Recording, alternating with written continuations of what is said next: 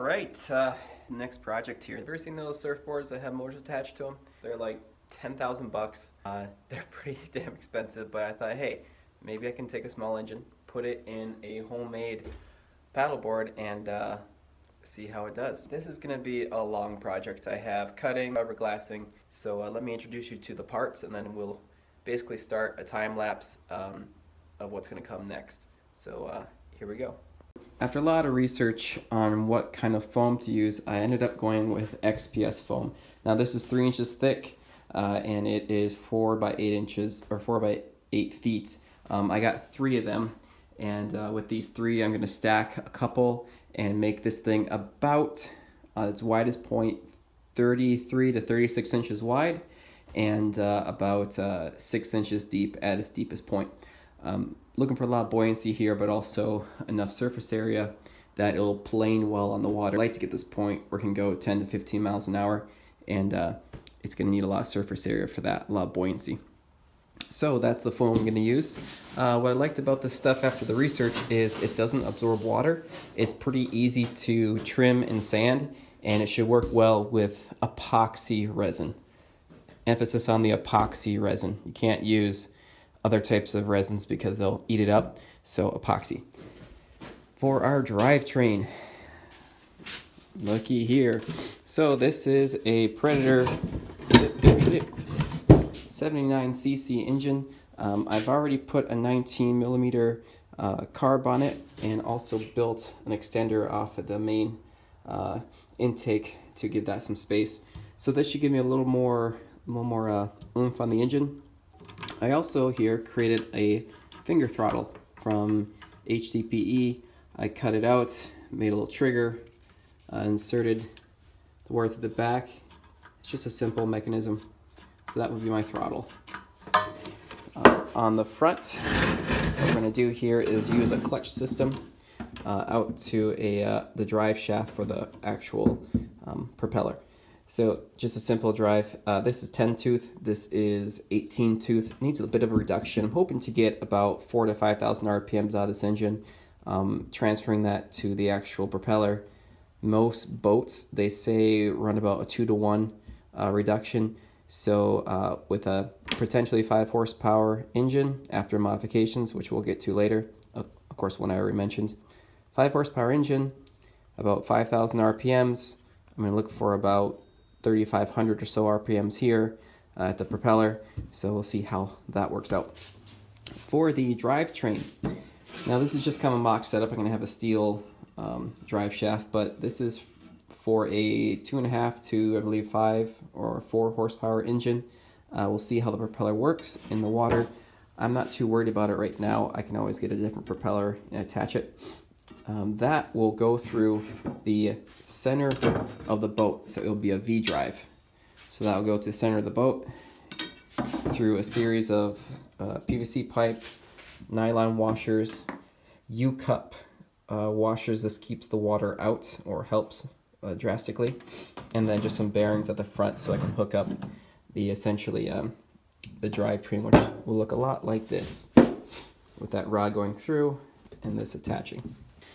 Anyhow, that's the main stuff. Things I'm still looking for right now are the resin to show up. I don't have that with me right now. Kind of expensive. It's the epoxy resin with hardener. And let's see, anything else? That's pretty much it, except for the extra cloth. So I'm going to get started on this build. Start cutting and trimming and making the shape for the actual paddleboard. And yeah, we'll get right into it.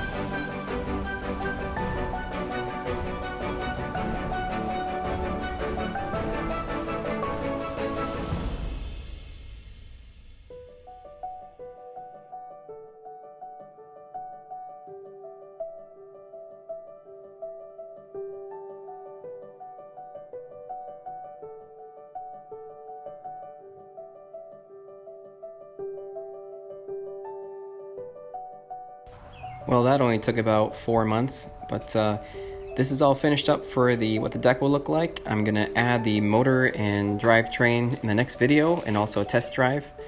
You may have noticed that I add a whole lot of detail about each step, and that was on purpose. There's a lot of information on YouTube about that. Just look up what you like to find out.